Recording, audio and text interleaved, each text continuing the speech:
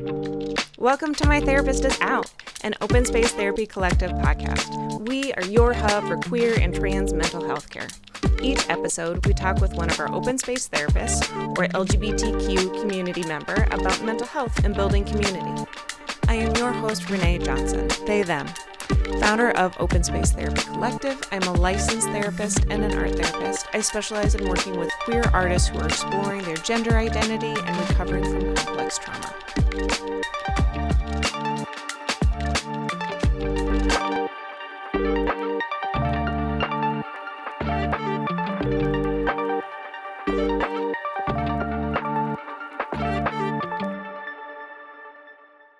As we dive into today's topic, please keep in mind that this is a mental health podcast. We will talk about sensitive and difficult issues that are not appropriate for all audiences. Please take care while listening. Welcome back to My Therapist is Out. Y'all, we had a great conversation this week with queer community builder Erin Detroit-Vesey. Erin is amazing, and I feel really lucky that they came on and talked to us. Erin was born in Utah, raised in LA, have a ton of community and experience here. They have been dedicated to their sobriety for the last 16 years, and for the past 7 years, they have participated and ridden in AIDS Lifecycle, or ALC.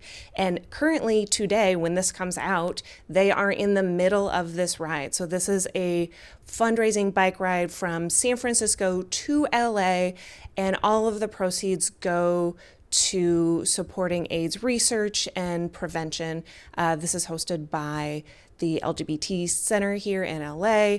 It's been going on for several decades at this point, and it's amazing. So they talked to us about their experience with ALC, their experience with building community in sobriety, and their queer community now that they are 16 years deep into that.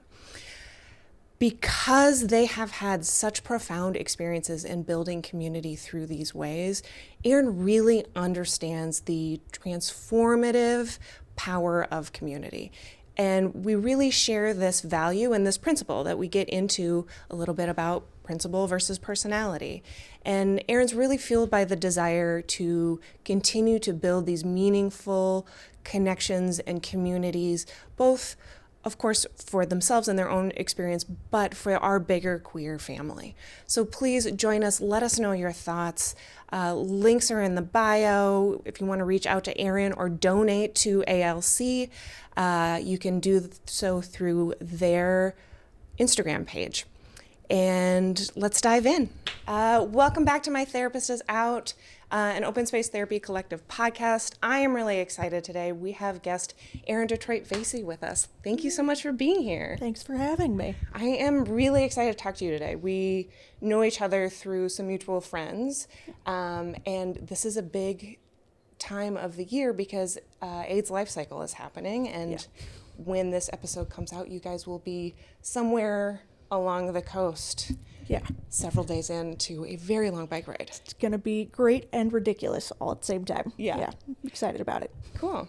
Can you, for people who don't know, because some of our younger crew may not know what ALC is, can you kind of give an intro to it? So AIDS Lifecycle is an organization that raises funds for both the San Francisco AIDS Foundation and the LA LGBT Center through this really crazy 545-mile bike ride.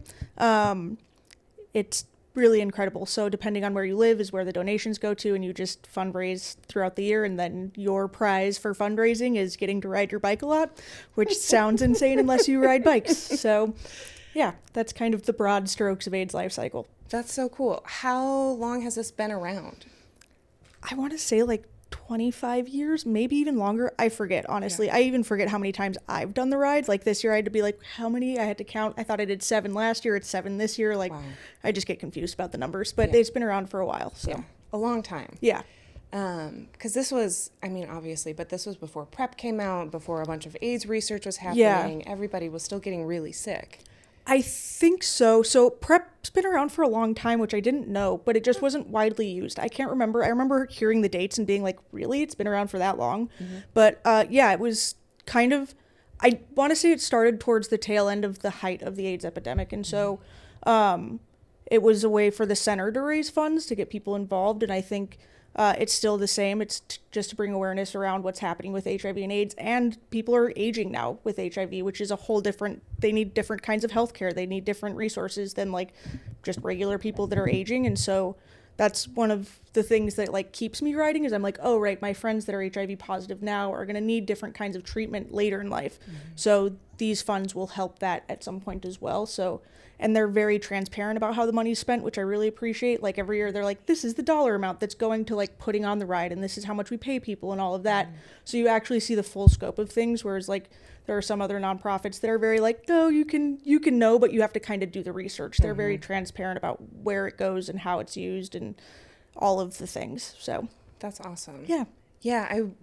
Last year when you guys were like coming back into LA, they were just listing off in front of all like the thousands of people that were there, like how much was raised, what teams raised which things, where it was going, what percentage was going to AIDS research, or I know there was a chunk going to teen queer homelessness. Yeah. And it was just really beautiful to hear all of the actual numbers and what's going to happen with it. Yeah, it's really cool. And I think sometimes people will get like confused when it goes to like young people, like their housing project that the center does. And I'm like, yeah, that is AIDS prevention. Like providing housing is AIDS prevention. Like you don't have to do the things you have to do to earn. You don't have to resort to sex work or these other things when your basic needs are met. Like if that's not something you want to do, like if you're like, I want to do sex work, they'll help you out there too. But like if you're doing it because you're desperate, that's preventative care. Like, and that's why like whenever I make posts, I'm like, it's about education and prevention is what they're working on. Like, yes, they're going to treat people, but the hope is that eventually the focus will just be prevention and education, not just like, oh, you're going to get HIV because you're a part of this community, or you have to resort to certain kinds of work, whatever it might be. So, yeah. Love your Instagram because you're always posting very like fun, silly pics of the bike team, but also all of these like facts and different things that are going with it. Yeah. And we'll be sure to list your Instagram in the description. How did you get involved with ALC? So we went to, my wife, my son and I went and saw some movie at the Hollywood Forever Cemetery hosted by the Gay and Lesbian Center, and AIDS Lifecycle had like a little pop-up tent, and I just mentioned to my wife like, oh, I've always wanted to do that. She was like, just do it. And I was like, okay, but I was also like a broke line cook at the time. Like I didn't really understand like what it all meant. I grew up in LA not driving, so riding bikes has always been a thing. And then a couple weeks later, this was in like Trump's first year of presidency, a couple of my friends were talking about how they were hoarding their HIV meds because there were funding that was cut. And I was like, oh shit, like that's not good. Like anytime medication is cut, like this is what's keeping them alive and healthy and not with AIDS. Yeah. So I was like, okay, like this seems accessible to me, that it's a way I can help them. I personally can't support them financially, but I know I have enough people in my community that can support them. So that was ultimately like, the biking part seemed super fun and cool and like a bucket list kind of a thing, but ultimately it was about like, how can I contribute to my community and like my friends that are now like, we are hoarding medication. So that's how I ended up starting doing the ride, and then I've continued to do the ride because those exact things, if we get to the point where funding gets cut, that money goes to them, but also just seeing how we impact the communities that we ride through was really impactful for me. Like we're going through like rural California. They don't know queer people, or they're not out or whatever. So we get to be queer representation in these small towns. And there's been a couple of years where like young kids are like, wow, that's amazing. And like so excited because they're seeing us have a good time and being like our queer authentic selves on our bikes and silly outfits and just having a good time living our life. And so I think that is also, helpful, and like preventative care stuff, whether it be mental health or HIV or STD related, whatever, we can have these conversations with people that normally wouldn't engage without queer community. Yeah, I hadn't thought about the small towns. Yeah. And that really makes a big impact. It's pretty incredible. One of the towns we ride through, so they get out of school the same day we're riding through, so they're getting out early. So it's funny, the juxtaposition, because we see like a lot of the older people screaming derogatory things out their window, and like it happens every year. And usually, like, if I'm present, I'll just wave and say thank you and then move on with our day, because what am I going to do? Like, they're not like, yes, it sucks and it is a little scary, but they're not actively causing anybody harm. They're just trying to like posture themselves to be these tough, big macho people or whatever it is. Yeah. But it's really like seeing the little kids, because all they're seeing is us having a fun time. And it's on Red Dress Day, so everybody's in these big, crazy outfits riding bikes. I mean, there's one person who wears like 9-inch heels every year, and I'm like, you are going to die, but he does it every year. This doctor, he's great. Silly outfits on bikes. And so they see that, and that's what they see as like us going through this town versus like the weird, crappy parts that are calling us queers and whatever other things they want to call us on the ride. So that part is really cool. That's awesome. Yeah. Yeah, I mean, as somebody who also grew up in a small town, if there was a big gay bike parade that would have gone through growing up, I could have saved myself a lot of time. Totally. Or just pain. Like, even if it's just like, oh, I just want to be a silly adult. Like, if that's their reference, they don't even know about the queerness side of things. Because, like, as a little kid, I didn't know what that was. There were words that to describe, like, the feelings. So I was like, oh, even if I just saw someone that was fun and kind of the visual representation of what I wanted to be or how I wanted to feel, like, would be incredible. So that's another big reason why I keep doing that. Because I'm like, oh, we get to be that representation so that maybe someone will see themselves, even if it's not on a bike, but just being, like, weird, silly adults that do weird things. Yeah. So that's awesome. Yeah. Let's back up a little bit. What was community like for you growing up?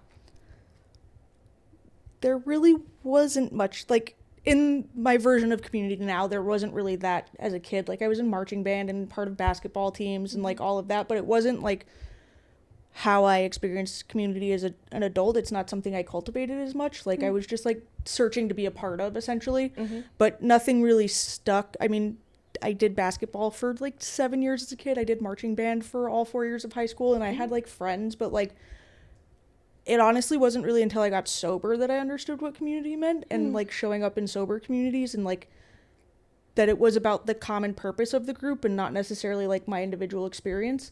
And I feel like that's kind of impacted how I show up for AIDS Lifecycle and other areas of my life, is because these sober communities are all about like, we're here for you when you're ready to show up for yourself. We're available, like however messy, however clean, whatever it is, like just keep showing up.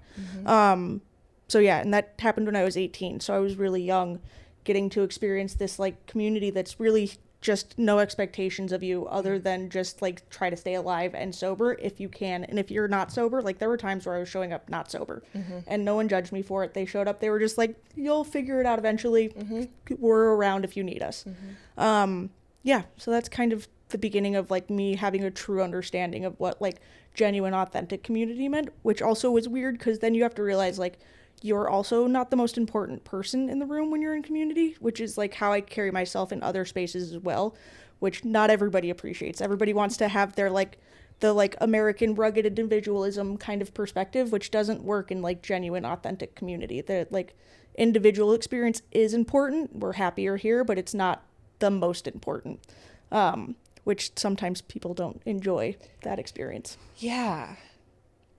That's a hard thing to balance and like explain to people even, because it's a really complicated concept. It's not so much your individualism doesn't matter, because it matters very much. Totally.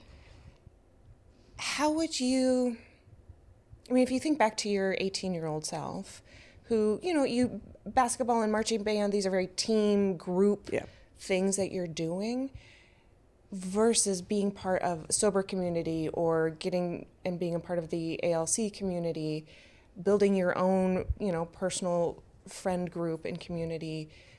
What do you, how would you explain the difference between maybe like a team or a group versus an authentic community?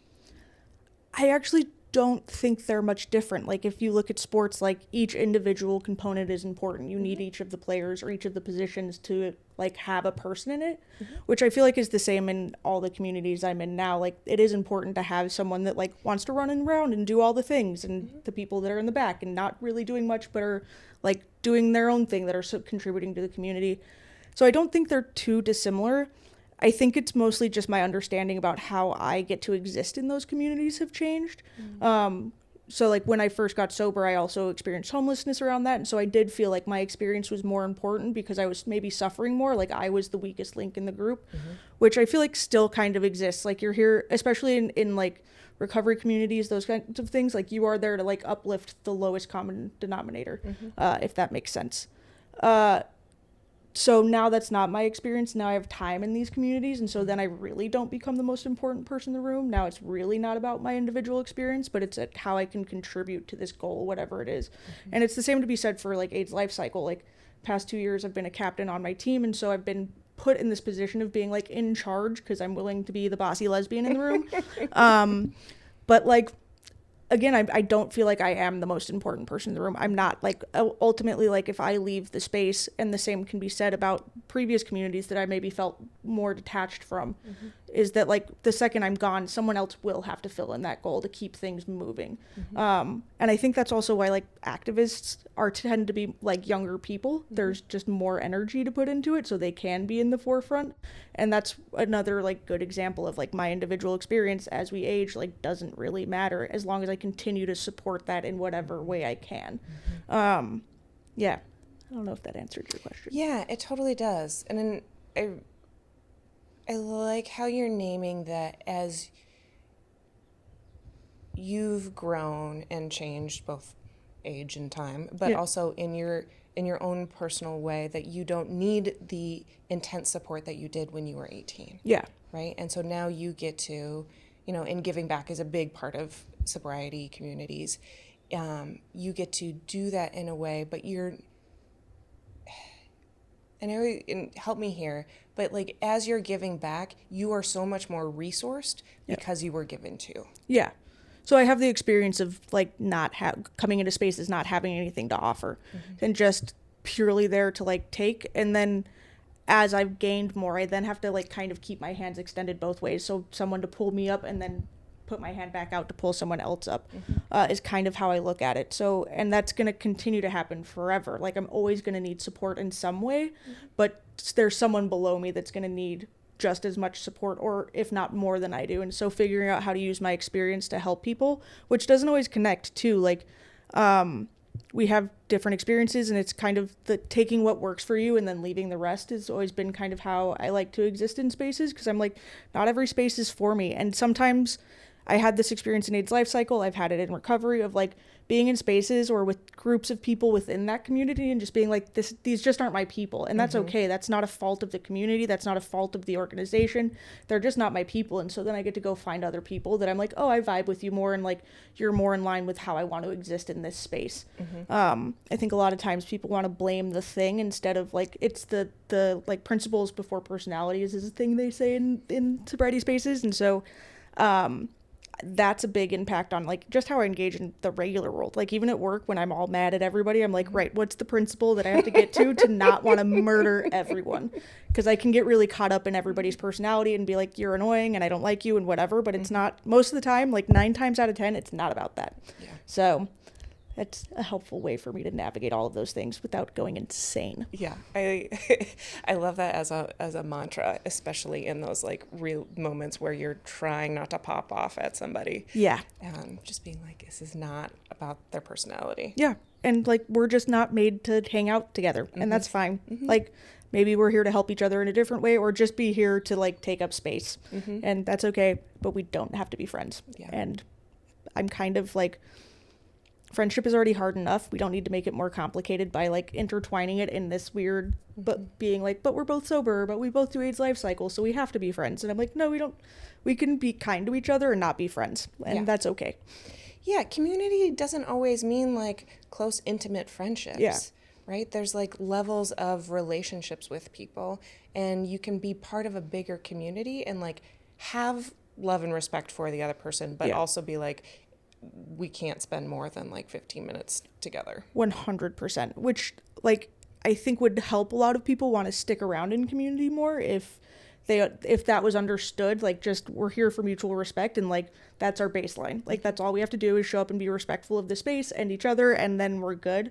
I think sometimes like I know from my own experience, like I've gotten very frustrated at people or been disappointed by people and then been like, it's the community's fault and I gotta go, which isn't true. It's just my like feelings got hurt or my ego got hurt and then I have to separate myself and then blame the community as a whole versus this individual experience that I had that maybe wasn't the most pleasant. So yeah, it's challenging to, I mean, being human is just weird in general. Like, I think we can all agree being a person in this year or in any time in history is weird. Yeah. So it's so bizarre. It's so confusing. And like, there are so many moments in any given week where I just step back and be like, what the fuck is happening? Yeah. How, what, who? Arguably all of the time. Like, I mean, I feel like this maybe it's said to be like a uniquely millennial and younger experience of like, who made me in charge? Who made me the adult? This could be true of other generations as well. I don't know. But it is that weird experience where like, oh, I'm the most adult in the room right now. That's really strange. I don't necessarily know what to do with that. It's just weird. And it happens probably to everyone where you're like, oh shit, I feel like I'm 12. And like, how did we get here? Yeah. Yeah. I will forever feel like I'm 16. Yeah. It just like, I've had a business. I have a 19-year-old kid. Like I have very adult responsibilities and I'm still like, I shouldn't be in charge of anything. Like I barely can be in charge of me. So how am I in charge? But yeah, but you're also doing this really complicated inner work to get to the point where you can say like, I have had to step away from communities because I was taking things personally and blaming the community, and being able to do that level of a reflection is an adult ass thing to do. Yeah, it's really hard. Yeah, I mean, I was talking about the concept we started with of like my individual experience doesn't really matter with a friend, and they did not like it. They got super mad, and I was like, it's cool, it's fine. And then they came back a little while later and was like, actually, upon reflection, you're right. And I was like, okay, like it's just, but it's been a lot of that. And I don't think I would either have the life I have now or maybe even be alive if I didn't have those thoughts and I like having to assess that and just be like, right, like I'm here to show up and be shown up for, but like ultimately like my individual experience doesn't matter. I have to continue to show up regardless if my needs are getting met all of the time or not, because most of the time they will get met at some point and it's usually not how I expect it to. So I try to go into it with just being like, whatever's going to happen is going to happen, and I'm here to show up for other people, and then whatever I get in return is going to be what it's going to be. How are you gauging when it's, okay, this is a me thing, I got to step my ego back a little bit, or this environment is actually really toxic and I need to step out of it? Yeah. Because there are communities out there that are really toxic and create a lot of problems. Yeah. One thing I do is to see if, like, in the events that are happening, if I'm the common denominator. Like, if it's like, upon talking to friends or whoever about what's happening, if I'm the common denominator between all the drama. And then I'm like, oh, maybe this is just a me thing and I'm contributing my own thoughts and feelings to it. I think on the other side, like, I sit in some shit for a long time. Like, I can sit with some pain for a while. And so, it takes me a little bit, my instinct is always to like self-reflect. I don't point outwards like to other people much. I'm usually like, this is about me and changing my thing. But if I get to a point where I'm like, oh, I've done all the things on my side to like clean up my side of the street to make sure I'm engaging with this community, how we've all agreed to engage with each other, and these things are still happening, I feel like that's the indicator for me, is that like I truly like in my gut know I've done as much as I can as just like a human to do the best I can, and it's still happening. That's usually my time to be like, okay, like it's either the community is toxic or it's just not for me. Yeah. And so that's usually for me where I'm like, okay, I can remove myself. And like that's still like a weird nuanced thing that can be challenging because I'm so self-reflective. I'm like, this is a me problem, and I can blame myself for quite a while very easily. But it's definitely like that's where a lot of the work comes of like, am I the common denominator? If not, have I done the most I can for this community? And if so, the community maybe isn't what it's supposed to be, and it's kind of gotten derailed for some reason or another. Yeah. So. Yeah, and I think that's really important, is to be able to recognize where your patterns are and be able to say, like, I've done XYZ. I've realized, like, with this group, I keep causing shit and they all seem to be fine. So what do I need to clean up? Yeah. And if once you've kind of hit a boundary of like, hey, I've done the things that line up with my principles. Yeah. And there's still some things that feel really bad, being able to step away and not internalize that it's your fault that you had to step away. Totally. I mean, I'm secretly a queer history nerd, so I like looking into all of that stuff. And all the different factions of like the queer rights movement that happened are out of that, of like seeing these groups. So like if you look at the beginning of it, it's like the 40s, they were all about like assimilation and just kind of blending in with straight people. And that was their thing. And each group, as I think they got younger participants, were like, you're not radical enough.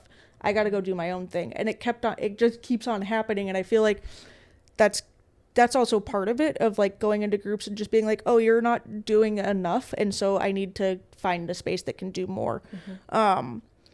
So I think that's also like a good marker for me of like, is it toxic, or is it just kind of stuck in a space that maybe isn't radical enough or like progressive enough to make actual action to what's happening now?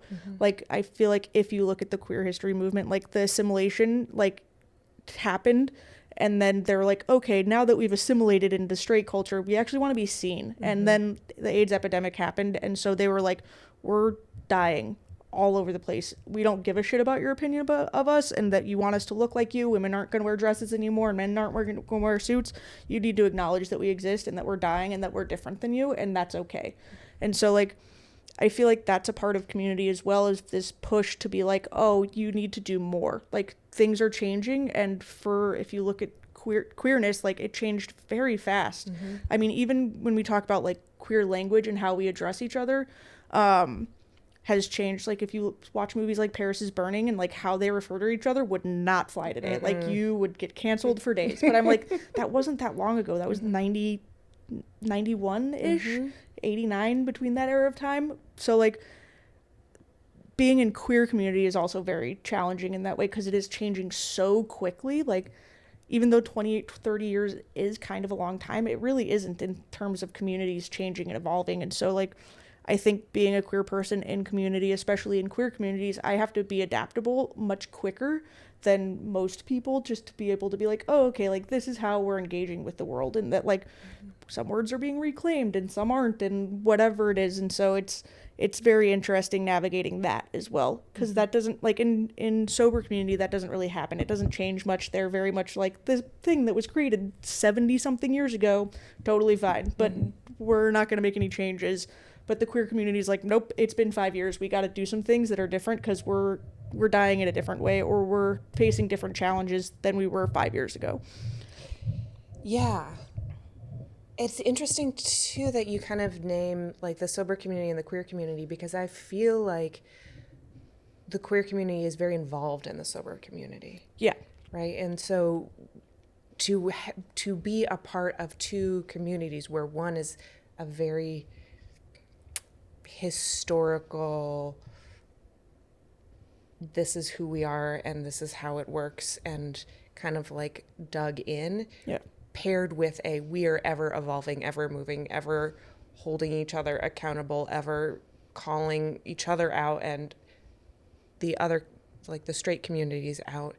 That's kind of an odd juxtaposition to be so involved in two very different spaces. It's interesting. There's been a recent discussion, and I'm not super involved in recovery spaces anymore. I'm still sober and do all the things, but it's not like where I go to for community. But there's been a discussion of changing the language to be more inclusive, and people are losing their minds. And I'm like, it's literally just to use like gender neutral pronouns, to like, when any reference to a higher power, it's all gender neutral. Like, that's all they're suggesting to change. Like, it's nothing crazy. They're not changing the structure. There's no like massive changes. People are like losing it, being like, this is going to change everything. And I'm like, you like, I have friends that change their pronouns like once every other month until they find one that works for them. And it's just okay. Like, I don't get to have judgment on that. It's none of my business until they make it my business. So I'm like, it's literally pronouns. Like, that's all you're worried about. And that's not going to change the structure, and it's not going to dissolve the organization.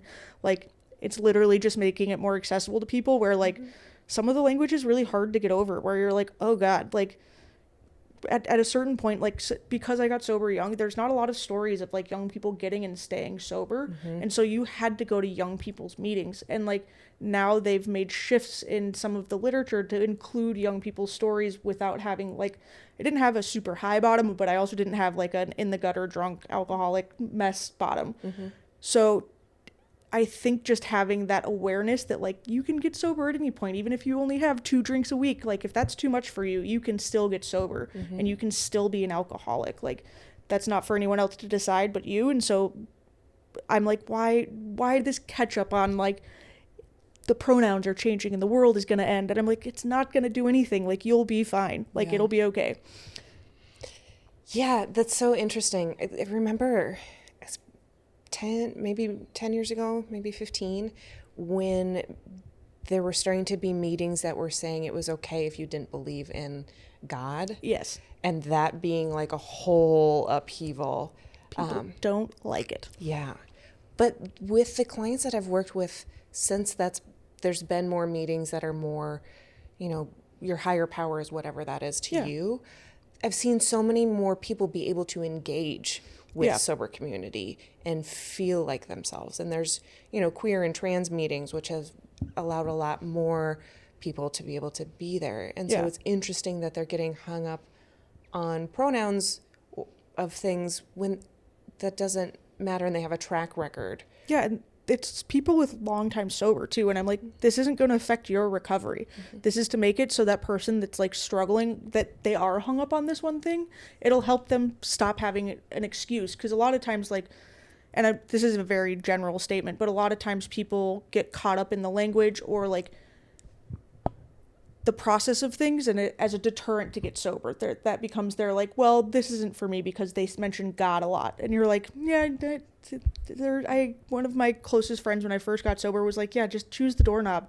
Like, it doesn't matter as long as it's not you. You can't be the most in charge in your brain. It has to be something or someone else. And like the challenge if it becomes someone else's, people can be disappointing, and at some point you will be disappointed by any human you interact with. It's inevitable. It's just humanity. We're weird, as previously stated. We're weird, and we're not going to act right all the time. And so like you just have to find something outside of yourself that you're like, okay, this is the thing. And like for me, that changes a lot, and like it does help me to be like, I'm not the most in charge. Like I just need to know that I'm not in charge of everything. I don't necessarily always believe that there's a God. If there is, great. If there isn't, fine. I don't really care. Sometimes it's none of my business. But like that being a deterrence from someone literally saving their life, I'm like, then get rid of it. If it's the difference between someone getting sober and not sober because they can't stop doing drugs and they can't figure out their life, whatever it is, like get rid of it. If it's not helping the community, why is it here? And if the purpose is to make sure that I'm not the most in charge, there's a million other ways to do that. I remember one time I was in a young people's meeting and my friends and I got bored, and so we counted the amount of meetings that there are in Los Angeles. This was probably 10 years ago, maybe longer. There were like 3,000 some odd meetings. I was like, if you just polled the rooms, most of them probably don't believe in like a God. So I'm like, we can figure out other words. That's just in Los Angeles County. Like, just put a flyer out and ask some questions, and you can probably help save a lot of lives by doing that.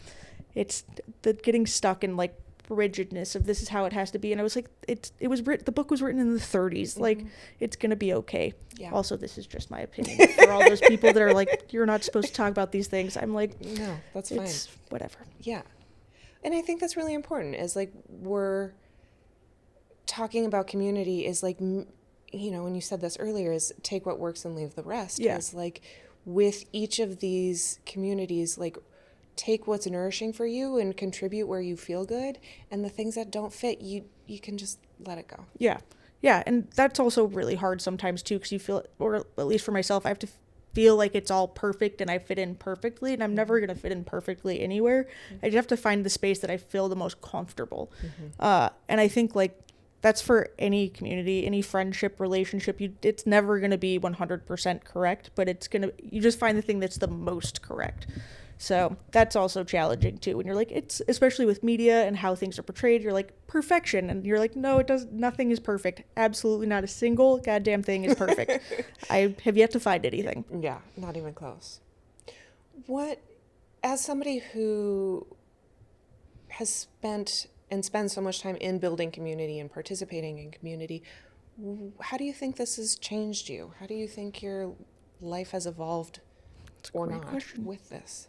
I've been doing this my entire adult life, some form of community, so I don't really know. Like, I think, like I said, I got sober when I was 18. I've stayed involved to varying degrees in that community, and it's just kind of transferred over to the AIDS Lifecycle community. I think it's given me a better blueprint on how to like show up in a way that is like authentic to how I want to exist in the world, instead of showing up in like a people-pleasing kind of way, which still happens sometimes by like overextending myself or whatever, but it's still like, even in the overextending of myself, I'm still showing up in a way that I would want to show up. So I feel like that would probably be the biggest thing, because I think I've always been this person or have wanted to be this person as like a kid. And so it's mostly just having like a clear example that's outside of me of like, oh, this is how I want to show up for community, and this is what feels good for me. Because I think like you don't want to burn out in showing up for community, because that's also not good. So I feel like that's really affected things of like, oh, like I've kind of pushed the boundary of how much I can show up and how little I can show up for it to feel good for me. Because at a certain point, you do need to make sure it fills you up too, even if it's not to the full capacity. Like, if I look at my experience at AIDS Lifecycle, I've gotten way more than I've given, even financially, like emotionally, spiritually, all of the things. Like, I've gotten a lot back from it. And so, and I think the thing that has helped, if I look at my experience with AIDS Lifecycle, is that what I've gotten back, I've been able to give back as well and show other people, like get other people excited about it. Like, I joke that it's the only thing I'll bully anybody into doing, which I've done to one friend, and now they're writing this year. Sorry, Kendra. But yeah, like, I think that's pretty much it. Yeah. And that takes a lot of practice and a lot of like self-reflection. What you were saying earlier is knowing that difference between like what is showing up authentically, what is showing up in people pleasing to get some sort of validation back, what is too little, what is too much.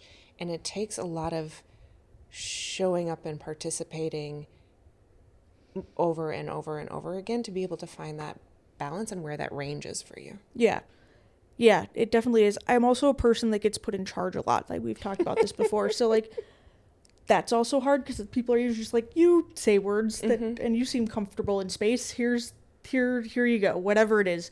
And so also navigating that for me, it's like an additional layer in community where I'm like, no, I'm really here just to give like what I can, but I don't want to be making decisions. I'm just here to show up.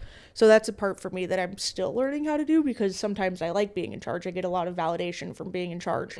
So, but I'm like, no, I'm just here to like kind of be a wallflower and see what happens and then go from there. But yeah, that's also an interesting thing that's happened. Not recently, but pretty much my whole life, where I like start a job and they're like, you seem to know things, here you go, without even me trying, which is like good news, bad news, I guess. I don't know how I feel about it.